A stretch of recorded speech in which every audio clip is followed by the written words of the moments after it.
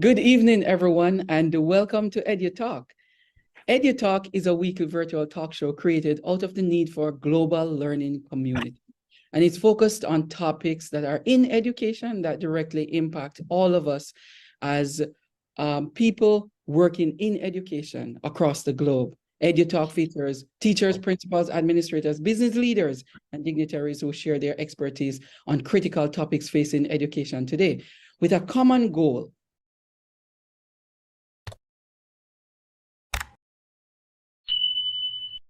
of moving education forward and our students upward. I'm your host, as usual. I'm Dr. Dwayne Dice, and I'm the founder and CEO of Education Solutions International, ESI, and you can visit educationsolutionsinternational.org for more information and a plethora of different topics in education, as well as forums and conferences. I'm joined by Mr. Roy Andersen, and he's a prolific educational leader, educational consultant. He's a global educational scientist. He's also an expert in intelligence and child development, as well as he's the author of 7 books, and I'm thinking it's counting. And before he greets us, I want to highlight a few of his books. These are really remarkable books. One of them is called Intelligence, the Great Lie, and we're going to discuss that. And one of my favorites that got me really much interested in what Roy has to say is this book. It's called The Illusion of School. And we're going to talk more about this book too as well. And then you have Teach Better, Learn Better. You have Brain Plasticity. You also have other ones such as the 5 ways better grades, 5 ways for better grades, the happy learner, and so on. Now we're going to talk about some other ones too that Roy just gave us the knowledge and the inspiration behind the books that will cause us to think about our own education as well as our growth and how we educate students as teachers. All right, welcome to EduTalk, Roy. It's very good to have you on. Sure, thank you. Welcome to meet you. Thank you, thank you. So the interesting thing about you is the writing, the philosophy of education that you have, and your writing.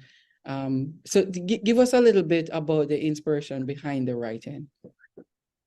When I was a child in school, I tried to be a good student. I was always polite, always well-mannered, always respectful. I could never get into the front seat. I was a little bit shy. I was often bullied.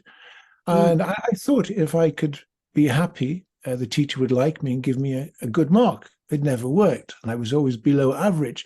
In mathematics, I was 28 in a class of 30. That wasn't very good. And I kind of drifted through my school life. And then when I took my final examinations, I thought, great, now I can be a doctor. I've always wanted to be a doctor for kids. And I just very clearly remember opening the envelope with my results in, and I got failed. I failed every single subject they put me in. After 12 years in school, I was a complete zero. Wow. And I couldn't quite understand how the system could do this to me. But anyway, I got a job in a factory, and I realized I didn't want to live that life. And so I traveled around a bit, and I joined the army and whatever. And when I was 19, I decided I would go back into education. Yeah. I managed to get in, and I decided that I was going to win. Nothing was going to stop me. And I always managed to get into the front seat, which I found is very important, because when you're in the front seat, you have a kind of a chemistry that difficult to explain, but it gives you a sense of intimacy with the mind of the lecturer or the teacher that you don't have further back in the class. And this I found was very important, and I'll come to that later. And I worked very hard, and I was the top student in the first year. And when I left, I had 14 examinations, certificates, a distinction at pre-university level. And I never could quite grasp how I could be academically so smart, clever, whatever, at 23, and so incredibly stupid at 17. Why? what went wrong? I went to sea and then I started building houses. But then I kind of thought to myself, I was lucky. I managed to get a second chance. And I decided that I never wanted one child anywhere in the world to fail as I had done. And of course, many, many do. And so I decided to dedicate my life to help children, to help kids. And I locked myself away in a house in Denmark. And I began to teach myself about the whole structure behind how we educate children. So I studied everything, genetics, neurology, social political sciences, molecular technology, and everything. And I didn't really know where I was going until after about 5 years, all these jigsaws suddenly came together and I realized what was going on. Mm-hmm. So then I started to write the books that I've been doing that. And then in about 2017, I decided I really wanted to get out. And so I began to travel around the world to educate or to train and help advise teachers and parents and administrators in education to explain what I've done and the meaning of the work that I do and how this really does help teachers and parents to help children to learn and understand better. We'll come to the reason of that a little bit later on. Where did you grow? Where did you grow? Liverpool, England. Liverpool, England.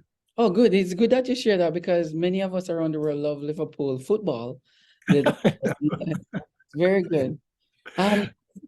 So give us the idea of you growing up there. Were you familiar with the way that after you have gone through your teenage years and you're starting to realize that there's something wrong here, with the system itself that students are in? Were you aware of other education systems around the world that you could compare yours to? Yes, that became more and more obvious. And then, but basically, and we'll get really into this right now, what I found out is that schools all around the world work on the same program. And this was a 19th century design that we still work to. The purpose of school is, of course, not to teach children how to learn. The purpose of school is fundamentally to instill children with a sense of discipline so that as adults, they'll conform to the moral and legal laws of their society. So there'll be a sense of harmony. That's the prime purpose of education. Of course, after the 1960s, that became diluted, whatever. But then the other purpose really is to process children basically on the language skill so that either they will go into university or they'll go straight to work or to college. Now, what's fundamental about this is that school is not designed to teach children how to think or how to reason. Forget these ideas about critical thinking. There is no subject in the syllabus that really teaches children how to think or how to reason. It processes the kids on the skills that they've adapted or absorbed from home and their friends and whatever, and it routes them through so that those who perform better go to university where they are taught how to think. They're taught reasoning skills. Aristotle's rhetoric and things like that. The idea is that a select number from the population are designated to university to become managers in industry and society, and they're given an awareness of the responsibility by teaching them how to think. The students who don't go to university and so to college and to work, whatever, they're deprived of this higher reasoning because they are designed to be compliant to the managers of their society. This is a 19th century program, and we have not come out of that for particular reasons, and I'll explain to you a little bit later on. But it is to understand basically that we have kids in a class and we tend to think that some are smarter than others because they know the answer and others are not so smart or they're distracted or whatever. And I often wondered, why was it that most fail in a sense? And I came to realize that schools all around the world work on the same basis. They work on language. Mm-hmm. And there are two languages that school works on. One is mathematics, and the other is the language of communication. English, French, Chinese, Arabic, whatever it happens to be. Now, these languages work on rules. If the child or the student is able to concentrate on a rule when they're introduced it, are interested to learn it and practice and become proficient with it, then when they're given a learning task, they can negotiate through that task and a sense of success. I know what I'm doing. This is fun. I'm achieving it. I have a sense of reward. Then I want to see how I can apply this to other areas. Then I develop a critical thinking. But most kids, they get distracted and they don't catch the rule, or they catch half of it. And then they're kind of looking around to see what their friends did and how they did it. And they try to, maybe they'll copy, maybe they'll cheat, or they'll guess. And when they guess, invariably they get it wrong. And what then happens is that at different stages, each student will look around and think, well, they can do it, but I can't. And that gives them a sense of inferiority. And this is a prime ingredient of education, a sense of inferiority, lack of confidence to inquire, to engage the information. And so they generally fall back. That leads us to understand how the mind works. We need to understand that intelligence has got nothing at all to do with performance in school. It's not the brain of the child, it's the mind of the child. And I'll come to that in a moment. Yeah. The human mind works on two factors. Am I safe? If I'm safe, I can concentrate. So this means, am I safe at home? Are my parents happy with me? Are they supporting me? Do they take me on adventures? Do they give me love and security? Or are they fighting? Are they divorced? Is there trouble in my home? And if I'm not safe there, then I'm trying to deal with that instead of focusing on the lesson. Equally, in the classroom, am I safe? Now, the classroom normally is a very competitive environment where students are doing all kinds of Machiavellian tasks, strategies to try to get more attention from the teacher. They'll bully other students, they'll laugh at them, they'll try to downgrade them so that they'll become more popular in the eyes of the teacher. So for the student, am I safe in the class is a very important factor. If they're not safe, if somebody's laughing at them for whatever particular reason, they're going to miss this rule. And thirdly, of course, is am I safe with the teacher? A lot of teachers are very great and fun, but some are very strict, and some can have a sense of fear with the teacher.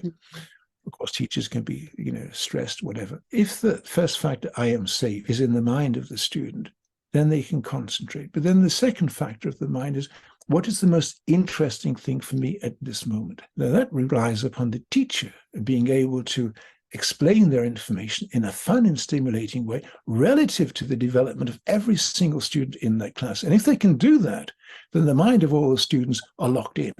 But of course, that very seldom happens. And so students then start drifting their mind and thinking about, what did I watch last night? I like her, I like him. What can I do later on today? Their mind's drifting. And when that happens, they miss the rule. Yeah. And basically, this is what happens. You're familiar with the bell curve, this kind of a, yes. It's not intelligence. In a class, it's confusion. The high scorers, they are virtually not confused. They've understood what's happening. They've kept up with the rules, and they know how to play the game.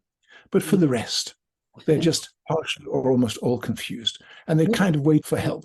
And of course, the system's pushing them on and on. If we know that there's something wrong with the system, the education system, why are so many of us not doing anything about it? We have a very big problem around the world, and certainly from America, is teacher retention.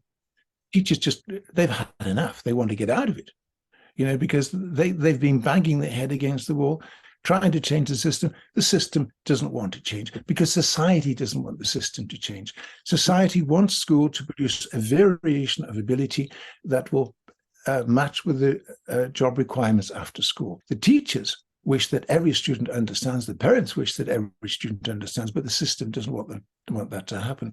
So there are strategies laid within the society and within the operations of the school to make it difficult for children to keep up. George Land did a very important research, I think 1970s. What he did was that, working on a NASA program, he took 1,600 children. Before they entered school, they gave them a kind of challenge, and they found that 98% of these kids showed a genius demonstration. 5 years after school, 30%, and 10 years after school, I think that dropped to 15%.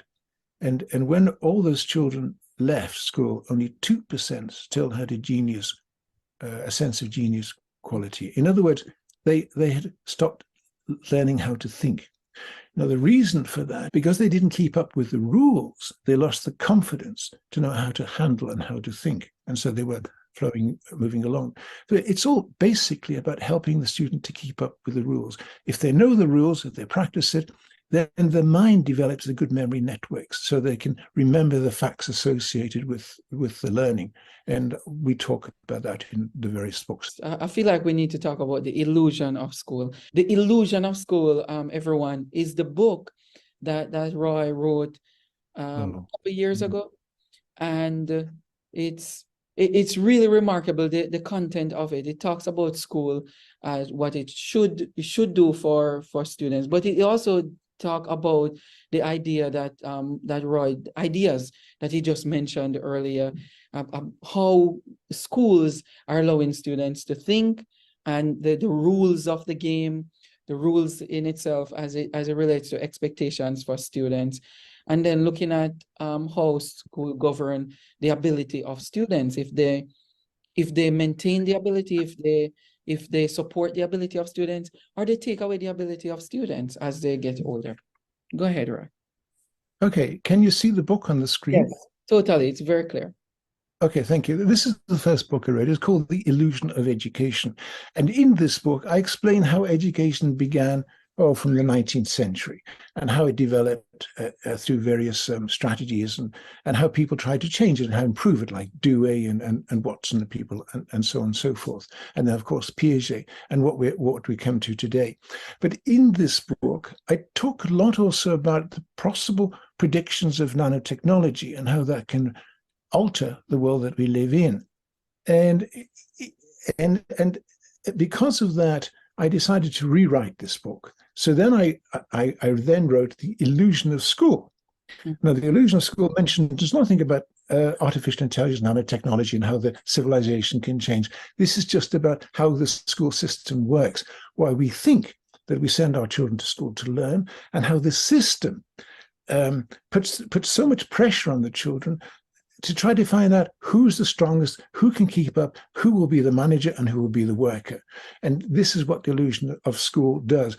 And it's divided into two parts. The first part is the history behind the mess that we're in now, and ideas about how we can actually improve, how teachers can learn better, can teach better, how parents can help their children to be better prepared before school and during the school process, and then how the student can actually learn too by various strategies. This is what this book does. So it's a very good book because it opens your eyes that there is an illusion, and school is not there for kids to learn. It is there to process the children today to be the next citizen worker of the future. Yes. Well, now, all right, go on. Yeah. So what I basically found out when I started this was that why is it that children don't get the help they need to really fully understand? And then, of course, what I realized then is that the teachers, of course, they want to help the children to learn, but there's too many kids and they don't have the time to help each one. So basically, they will go to one kid, and if the kid struggles too much, the teacher says, well, that's all they can learn. That's their ability. I have to go on to another kid. I can't give any more time to this kid because they don't have the ability. So then I thought to myself, why do we think that we inherit a ability factor of intelligence? And this became really my life's work. And what I found out, so I asked myself the question, why do we think that intelligence is inherited?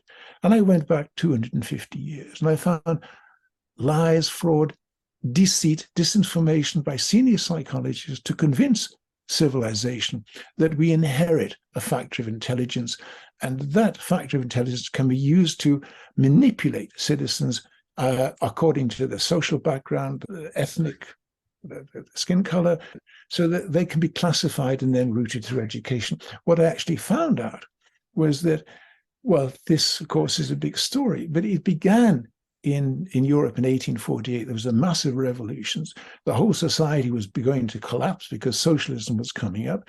The establishment were really worried about how they could maintain a sense of stability.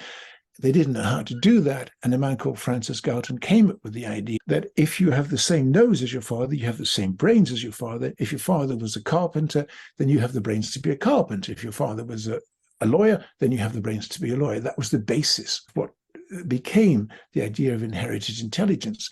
It was then supported by the establishment, and then various ideas came about that you could measure intelligence, which you cannot. It is not possible to measure human intelligence because you can't take the environment of the whole and apply that to one individual. It's too much. This is a very important book because it destroys the concept that cognitive psychology is based on. What I argue here is that we misunderstood the purpose of the gene. So we inherit gene codes that enable us to have language, or emotions, and to make various decisions, or to do certain things. But our ability in these is not decided by the quality of the gene we inherited. It is only intelligence that is said to be related to a genetic factor.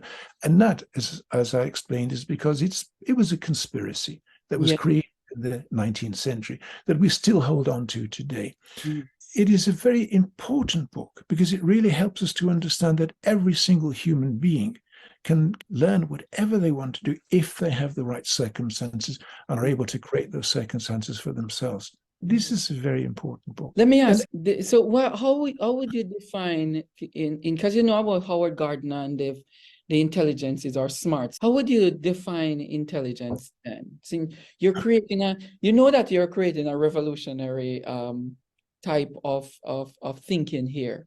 So how would you define this type of intelligence that you want to communicate to people? Well, I would say to you that we don't have intelligence.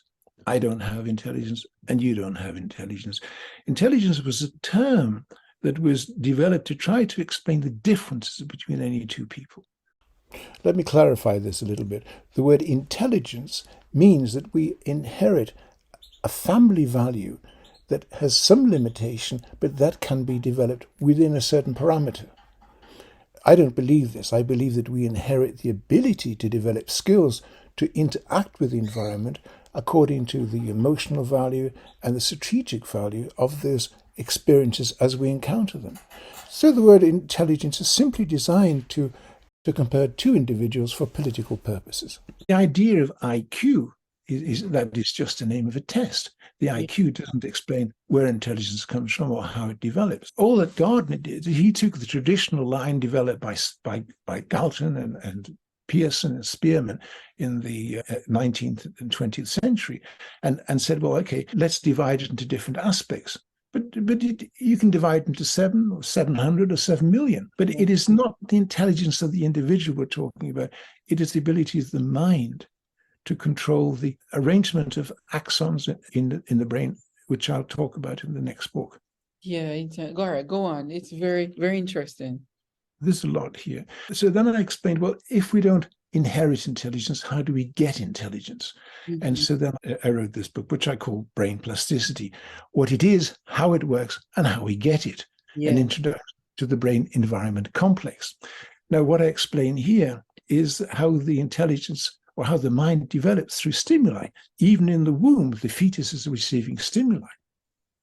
If the mother's happy, frightened, whatever, this is creating a personality within the fetus.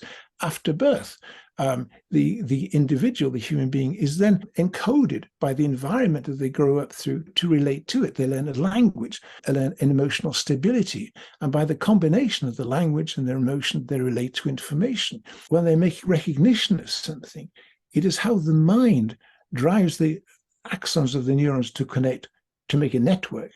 And by the emotional stability to orchestrate production of chemicals and neurotransmitters to either hinder or accelerate signals through the network. And this is basically what it is. And, there's a very interesting, what you can see here is a CT scan of two brains. The one on the left is a normal person. You can see that it's all completely filled with, this is the brain. Yeah. But on the other side, there's a great void in the center. And what actually happened was that a man called Professor John Lawber, Sheffield University, had a student who had a very large skull, and he wanted to examine, why it was so large. He did a CT scan, and what he discovered was that 95% of this person's brain had been destroyed. He only had 5% functioning. Yet, with that 5%, he obtained an IQ of 126 and a first-class distinction in a mathematics degree. How could that be possible?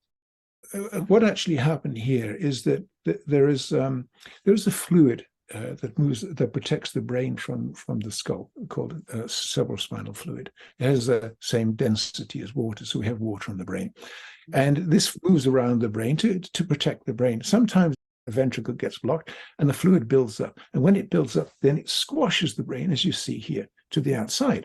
Well, I talked a lot with Professor Chugani in America about this, and what he helped me to understand was that, of course, you have a neuron and a neuron, and there's a synapse gap between them. This is paramount to enabling a circuit to exist. synapse gets destroyed or stretched or whatever, the network breaks down. Somehow, the mind of this individual attained the precise connections, even though they were stretched. So the axons were stretched to maintain this very definite distance between the synaptic gaps to maintain full functioning. And it's an incredible example of brain plasticity. Yeah, interesting. We have a limited time here. Basically, this book explains really how the brain works and how intelligence really functions and works. And then we have this book. I've helped many, many students and adults as well as kids. And what I found out was that when you have somebody who doesn't understand something, they're very tense. They're very frightened of being rejected or laughed at or whatever. The most important thing is to get them to calm down, to feel a sense of comradeship between the instructor, the guide, parent, or the teacher, whatever, and the learner.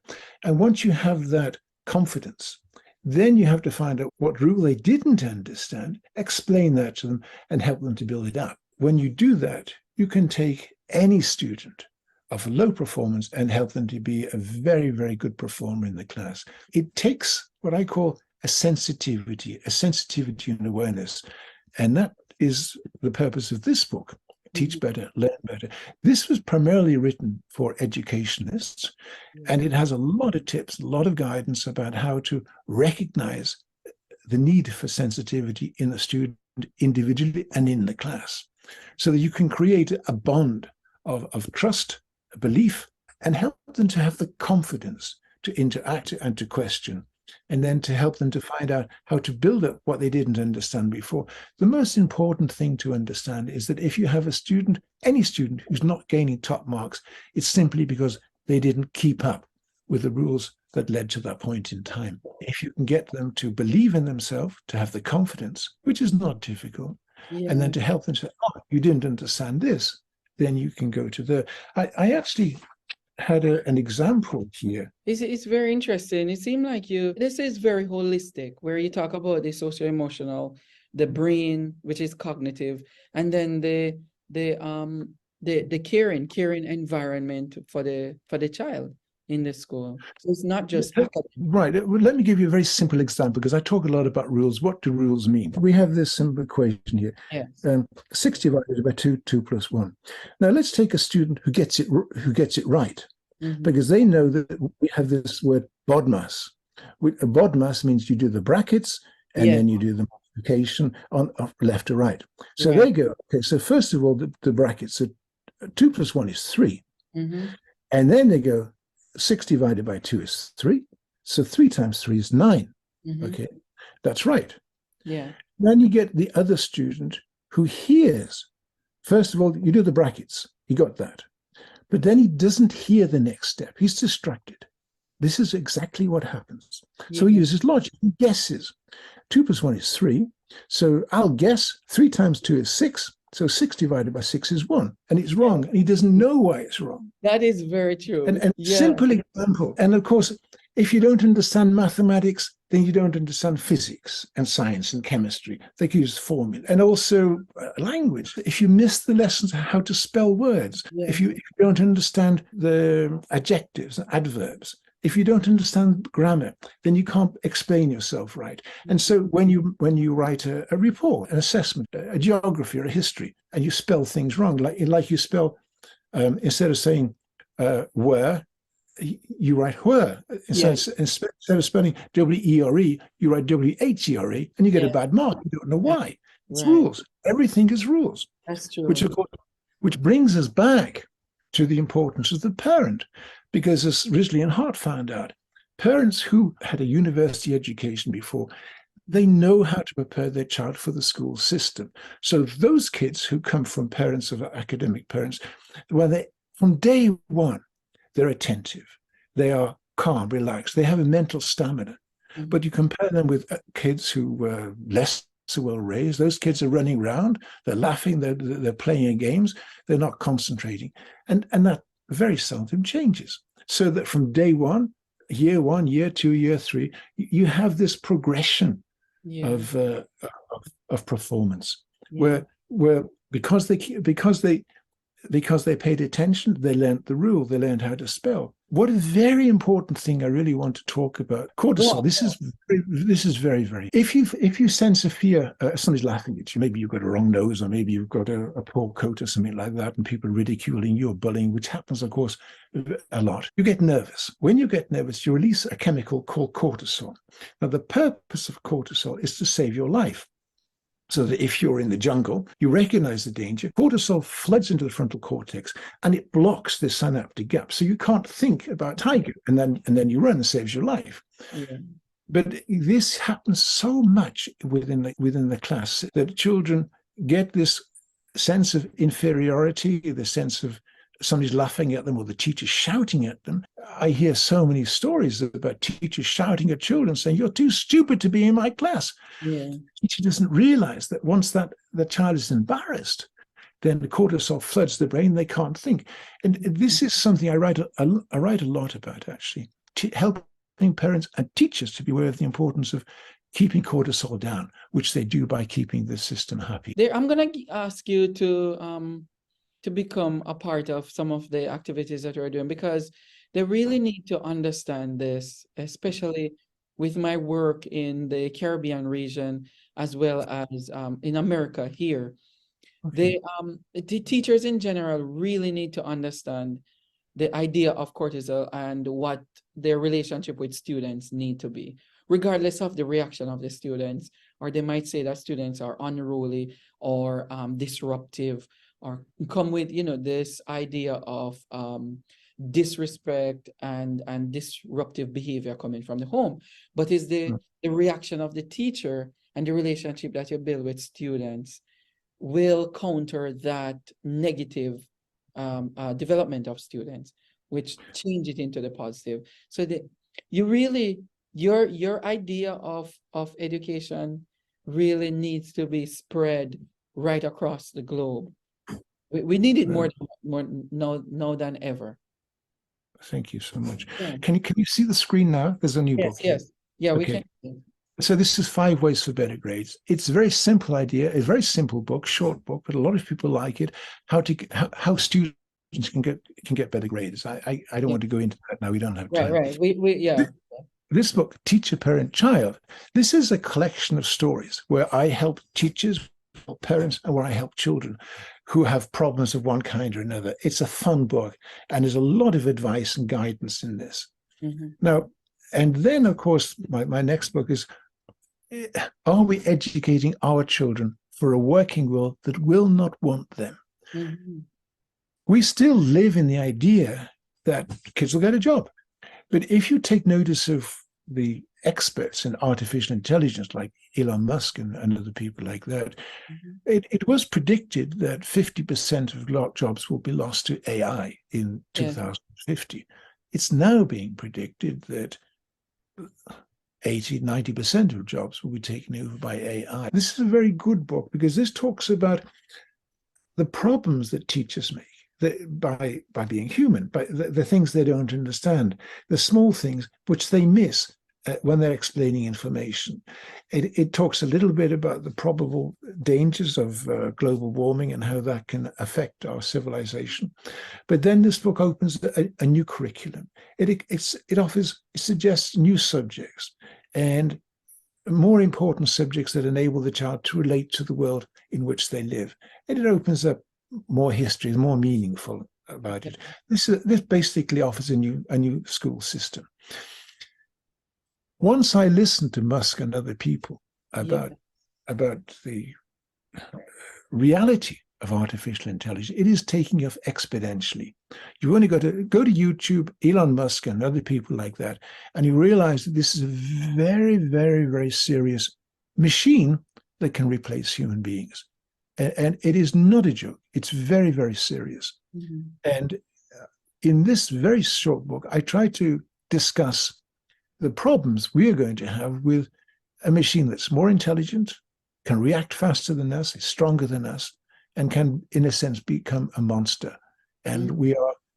we will no longer be the prime dog in the food chain.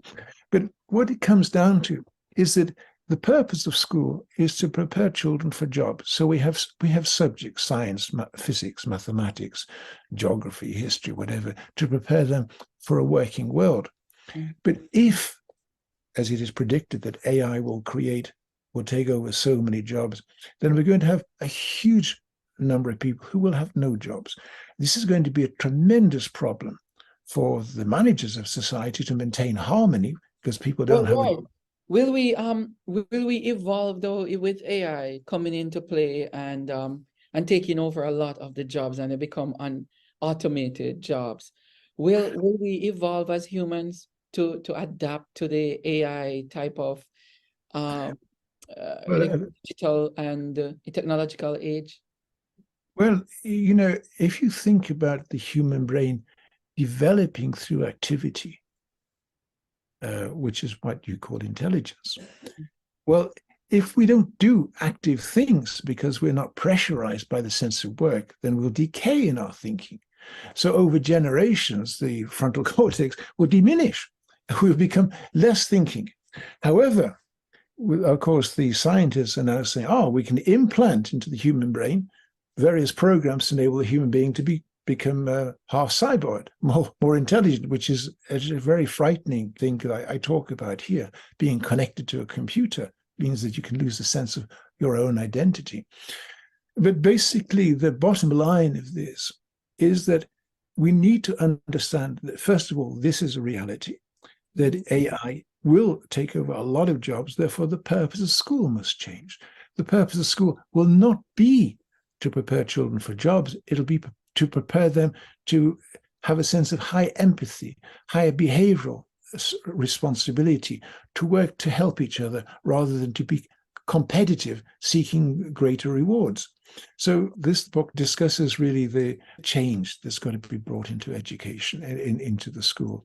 So that since every child will go to university and every child hopefully will become a more beneficial human being.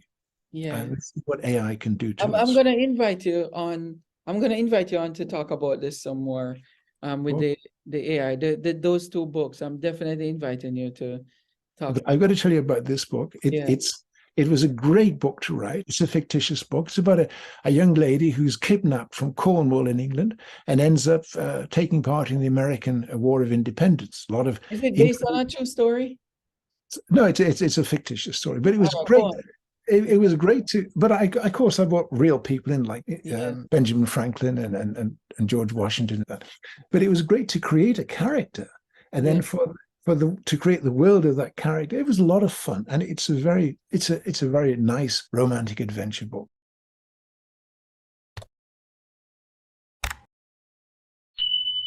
This is real good content for people to dive into and get a sense of what is happening around them.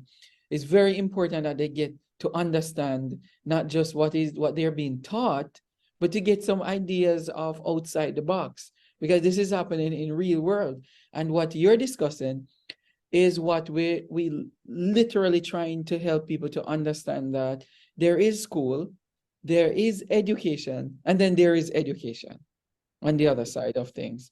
So thank you very much, Roy, for sharing all of this. So I asked you earlier your inspiration for the books that you have written and your development too, because school failed you in the initial process, and then you find your way. What would you say to people out there, young people who are struggling, similar to what you have gone through all the way up to your late teenage years?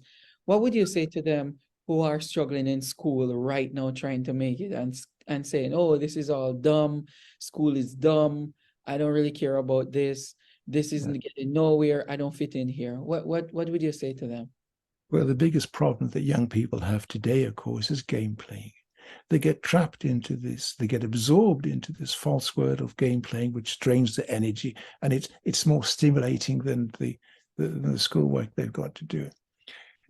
I think it's very important for everybody to have a dream and to find that dream, and then to find out how to reach it, the steps they've got to go through. And it's hard work. And but a sense of, first of all, help each to find their own dream, what it is they want to do. I had a class of 16-year-olds, and I asked them what they want to do, what wants to be an actor, another wants to be a cook, whatever it happens to be. I said, look, we have a big chart on the board, a big A3 card.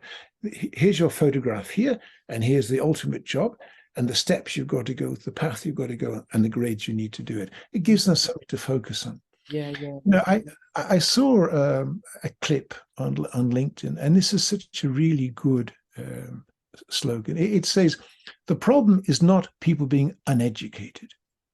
The problem is that they are educated just enough to believe what they've been taught, and not educated enough to question what they've been taught.